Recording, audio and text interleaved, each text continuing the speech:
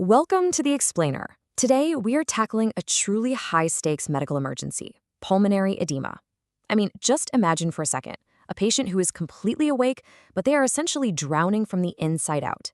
It's a terrifying, life-threatening crisis that demands immediate, highly precise action.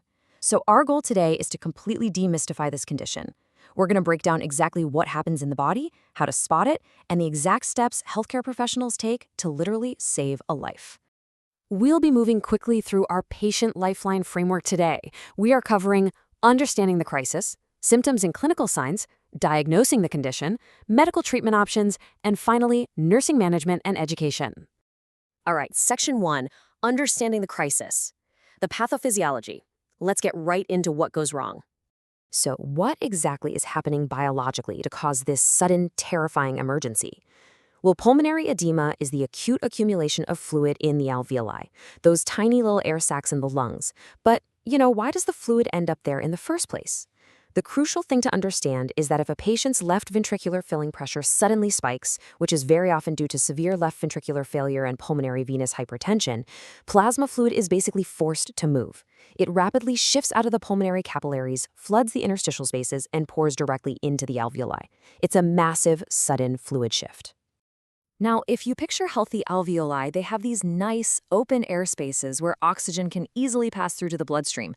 But when pulmonary edema hits, those air sacs are completely filled with a buildup of fluid. Oxygen simply cannot get through that barrier. The patient is literally suffocating because their lungs are flooded with their own plasma. So what actually triggers this? What causes that sudden spike in left ventricular pressure? Well, this points us right to cardiogenic pulmonary edema. And here's a wild statistic. About 50% of all these critical cases result from acute coronary ischemia, a sudden lack of blood flow to the heart muscle. But there are definitely other major culprits, right? Things like the decompensation of underlying heart failure, which is sometimes driven by severe hypertension. It can also be triggered by sudden arrhythmias, acute valvular disorders, or, and this is a big one to keep in mind, acute volume overload.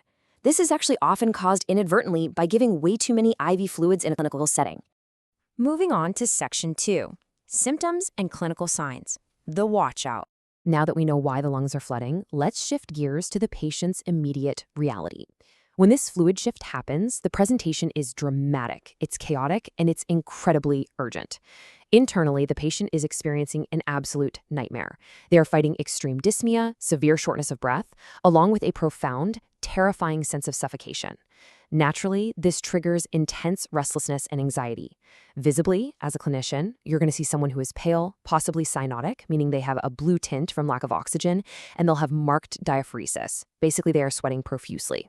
You'll hear marked wheezing, which is sometimes called cardiac asthma, and one of the absolute most striking, classic signs you have got to watch out for, the patient coughing up blood-tinged, frothy sputum, or even actively frothing at the mouth.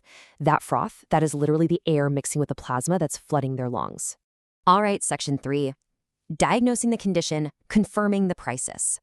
In medicine, they say time is tissue, and time is oxygen. Amidst all this chaos, the medical team needs to rapidly confirm that this is for sure pulmonary edema and not some other respiratory issue.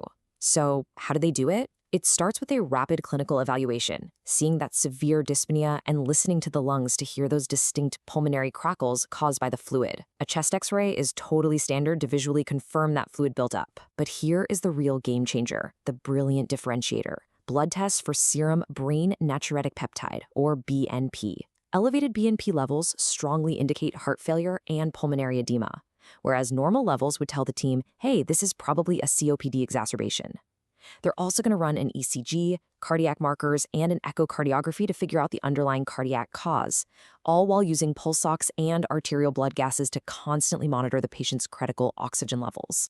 Let's dive into Section 4, medical treatment options, the action plan. Once that diagnosis is locked in, we reach the critical climax of this patient's journey. It's time for the immediate life-saving action plan. And let me tell you, the medical protocol here is aggressive because we have got to reverse that fluid shift fast.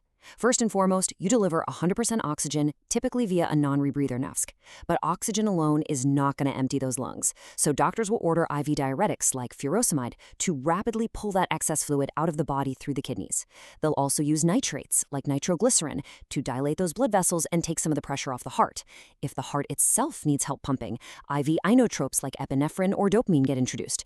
And look, if the patient just cannot breathe on their own despite all of this, the team will step up to ventilatory assistance, usually trying non-invasive positive pressure ventilation first, but they will move straight to tracheal intubation if it's absolutely necessary. Bringing us to Section 5, Nursing Management and Education, Stabilizing the Patient. With those aggressive medical treatments ordered, the pacing kind of shifts a bit. The patient now relies entirely on the calm, authoritative, and really vital stabilizing presence of expert nursing care to see them through the rest of the crisis. And the nursing management of pulmonary edema, it's basically a masterclass in prioritization. The nurse has to execute hands-on interventions in a very specific sequence. It goes optimal positioning, immediately followed by oxygen therapy, then the rapid administration of those powerful medications we just talked about, and finally, relentless, continuous monitoring. Let's look a little closer at that very first priority, positioning. The gold standard here is the high Fowler's position, where the head of the bed is cranked way up, elevated 60 to 90 degrees. Why does this matter so much? Because right now, gravity is your absolute best friend. Sitting the patient straight up immediately improves lung expansion and makes breathing so much easier. Furthermore, if it's safe to do so, the nurse will actually have the patient dangle their legs off the side of the bed. This is such a fascinating physiological trick. It physically decreases venous return to the heart, which slightly reduces the cardiac workload and actually helps to ease that pulmonary congestion. So once the patient is positioned and medicated, the nurse enters this intense phase of hypervigilance. They're continuously auscultating, listening to the lung sounds, to check if those awful fluid crackles are actually clearing up. They track respiratory rate, oxygen saturation, and blood pressure literally minute by minute. But crucially, they're heavily monitoring for severe complications. For instance, they're assessing the patient's level of consciousness, because sudden confusion or lethargy, that is a massive red flag for hypoxia, meaning the brain is being starved of oxygen. They also keep their eyes glued to the cardiac monitor. Remember, severe hypoxia combined with the extreme electrolyte shifts caused by pushing those heavy IV diuretics can easily trigger dangerous or even fatal cardiac arrhythmias. Okay, so let's say the medications work, the nursing care stabilizes the patient, and the fluid clears out. They survive the acute crisis. Awesome. But that brings up a really vital question. How do we prevent the patient from returning to the hospital next week in the exact same condition?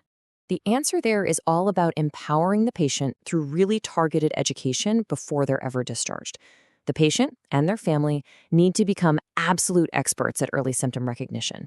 They have to know that a sudden, unexplained weight gain over a day or two, an increased cough, or even just slight difficulty breathing, those are the early warning signs that the fluid is building right back up. Furthermore, strict medication adherence is completely non-negotiable. Taking those daily diuretics and heart failure meds is exactly what keeps the fluid away.